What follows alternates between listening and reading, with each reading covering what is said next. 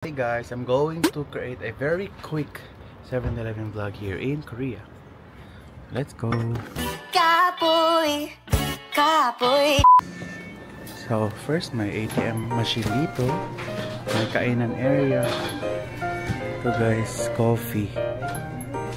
Yes, coffee. Then over here, meron tayong mga energy drinks, vitamins, which is very dito. Next is mga daily supplies, na mga napkin, ganon, tissues. Wala, ang ganda nito, Pokemon. Toothbrush, toothpaste. Tapos meron sila mga ganito guys, oh. 5,000 lang, parang pang lang, one time. Ito, one time, charge your phone. 5,000 Korean won lang. Then, ito guys, if you're going to Korea, this is very important na bili kayo ng ganito. Kasi, yung sockets nila is usually ganito lang. Dalawang parang round edge. Meron din namang power bank. Sorry. Meron din namang power bank. Meron din yung mga ganito. Extension wires. Tapos ito, mga papers, pens. Tapos, eto guys, mga drinks nila dito guys. And then, beer. Uy, niabot ng San Miguel there eh. Amazing. Tapos, eto. Puro. Hindi ko na bubuksan guys. Coffees. Ito yung water nila dito guys. So, ganito. May mga sikat na water dito. Tapos, cola. Soft drinks. Then, meron ding mga ready to cook. Ay, King! Malaming ice cream dir eh. Fried rice. Tapos, ganito. Na fried rice. Tapos, nakika ng ice cream nga Pero, dili siya Korean. Mahal kayo. Mahal kayo.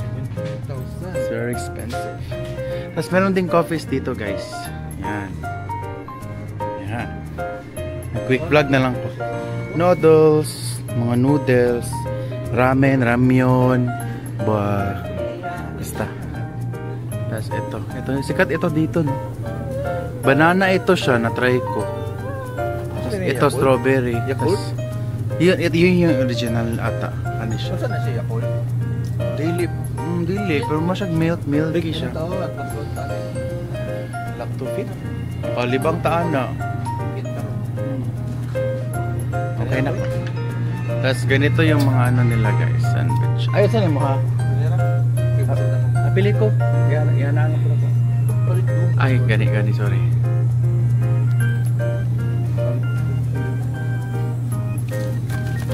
$3.5 lang ito guys.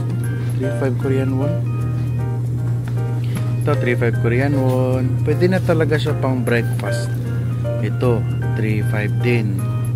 So this is composed of rice, tsaka may egg. Ito din meron din mga ganito, 4,001 spaghetti, ano yung ganito.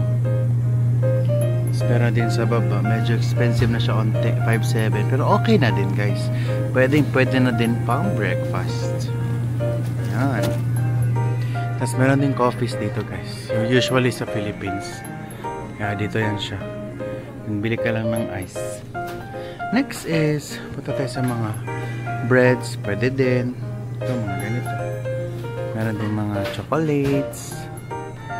Yung mga type of chocolates na dito. Tsaka lahat ng mga products nila halos merong mark kung ilang calories siya. Sa front package.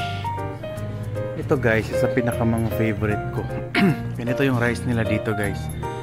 So, you can buy a rice here. Naka na siya.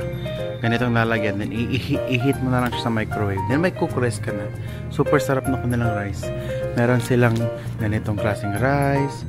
12 grains of rice. Ganon ding ordinary rice lang. Pero masarap pa din. Meron silang black rice. Tsaka, ito. Another brand din ng rice na masarap. Yun siya guys. Halos may nori. Yeah, may mga luncheon meats. Ito, mga chips. And then some snacks. It's all good. Kapit na, wait lang. Then meron pa yung mga chocolates dito guys, gummies. And to end, of course, I'm going to show you the another chocolates pala. Mahal nitong ano guys, Festivals. Ito, ice cream. So I'm going to buy ice cream. So show ko na lang din. Ano yung favorite kong ice cream dito. Hindi ko pa na-try, tiramisu. I haven't tried this one. I'm going to buy this. Mga energy drinks. So yun lang guys, I'm going to end the vlog na. Thank you so much for watching. Bye!